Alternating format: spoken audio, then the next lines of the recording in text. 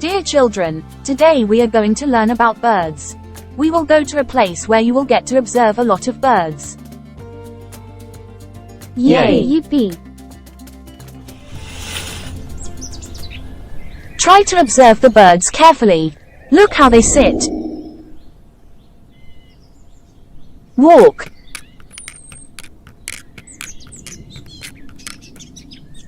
and eat with the help of their beaks. There are birds communicating with each other.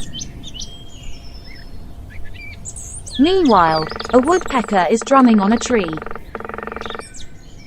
Also, be very cautious of the electric poles. Stay away from them and don't touch any wire. Miss, what would happen if we touch the wire? You might get electrocuted. Then how can birds sit on the electric wires? We haven't seen a bird getting electrocuted.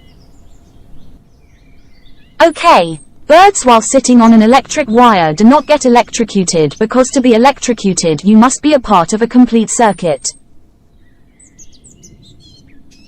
This means you must touch both a positive wire and a negative or neutral wire, or ground.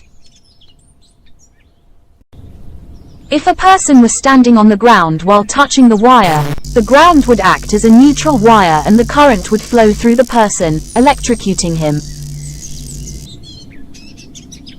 If the bird sat on a wire and touched the metal of the pylon or another wire, it would also complete a circuit and get electrocuted.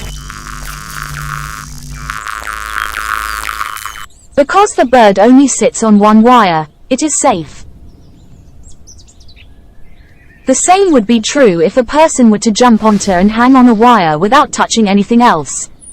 As long as the current of electricity does not have a means of escape, you become incorporated into the wire and the electricity runs through you without causing any damage. Wow, thank you for explaining it so nicely, Miss. We got it now. Want to get more explanation like this? Enroll now at www.champslearning.co.uk. Champs Learning is a very structured tuition for English, maths and science, mainly aimed at primary and secondary school students. It provides tuition to Key Stage 1, 2, 3, GCSE and 11+ exam students.